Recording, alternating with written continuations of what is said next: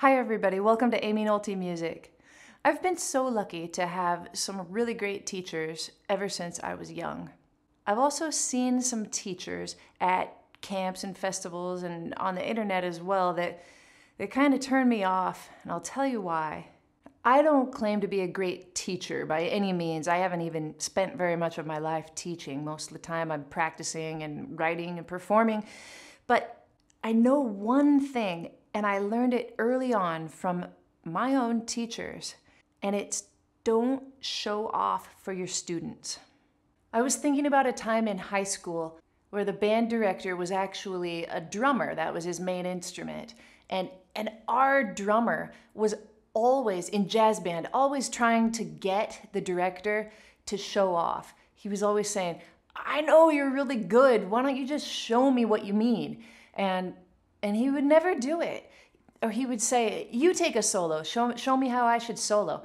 And the teacher would never ever do it. Like, I didn't ever hear him fully go for it.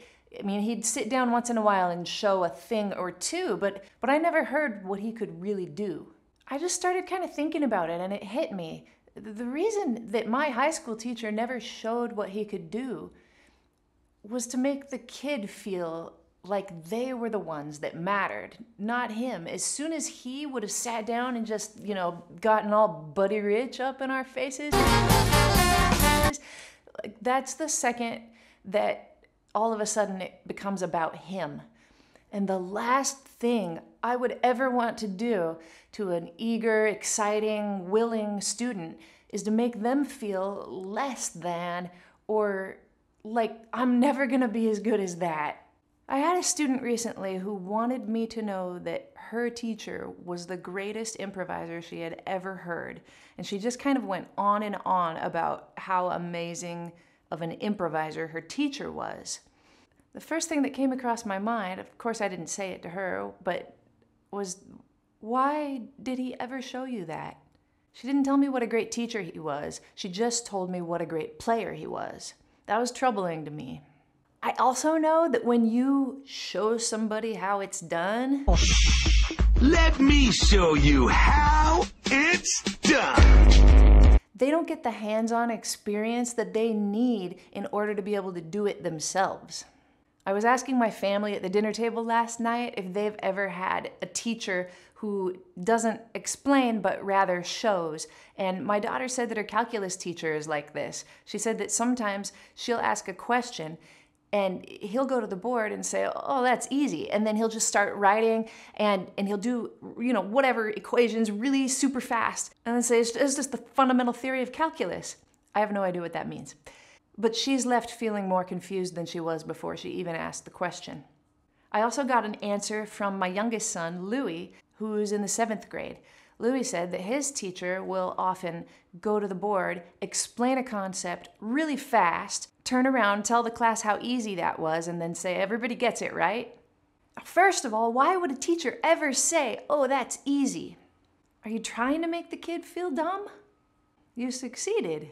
Second of all, as soon as the teacher says, "Does everybody get it?" and all of the smart kids nod their heads, no kid wants to raise his hand and say, "No, I don't. Could you please go back and waste all of these other smart people's time and slow it way down for me because I didn't understand a thing?" Because that kid feels like if they do that, the teacher's probably just gonna say, "Sounds like you need to see me after class," and make you feel like an idiot sandwich. I've seen a kid ask his teacher before, how can I put more chromaticism into my solo?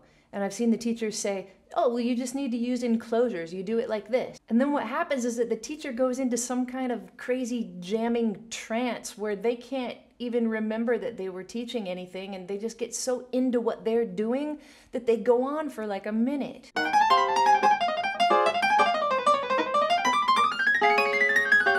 What happens in that moment is that the student says to themselves, "I'm never going to be that good." And they're too afraid to say to the teacher, "Could you actually slow that down for me and back up to maybe the first 5 seconds of what you did?" And the student's never going to do that. They just feel dumb for not having learned from the minute-long demonstration.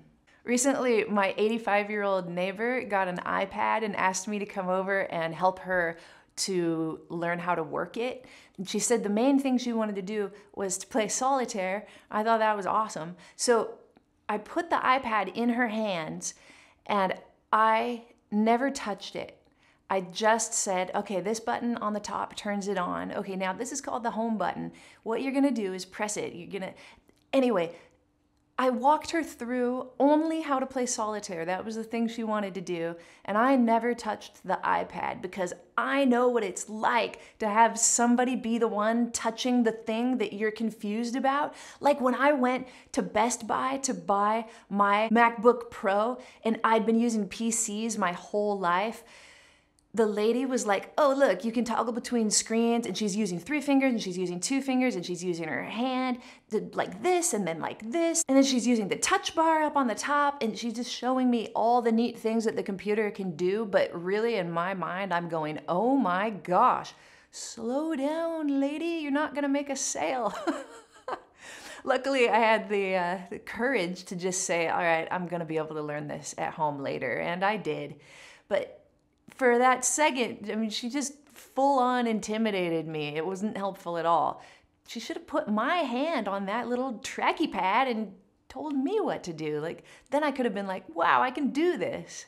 Now, sometimes a demonstration is needed, and I totally get that. Sometimes it's necessary and appropriate to show whatever concept it is that you're teaching, but in most cases, it shouldn't take longer than a couple of seconds. And even if the question that you're addressing is, how do I develop a solo?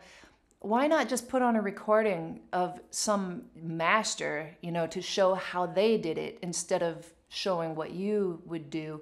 And I often do this in my lessons. I can't do it when I'm teaching on YouTube because of, the copyrights that will happen to me if I play a full Miles Davis solo.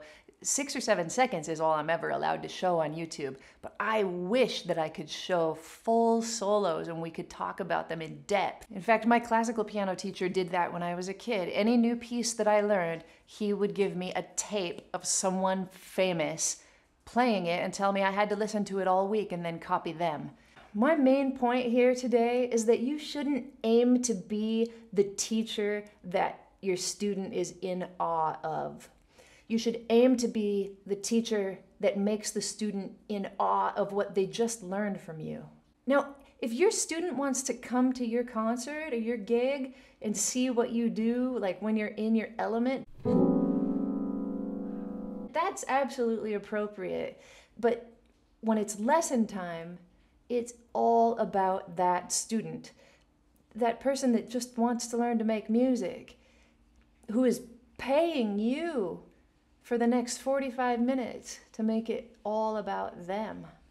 Thanks so much for watching. Don't forget to subscribe, and I'll see you next time on Aimee Nolte Music.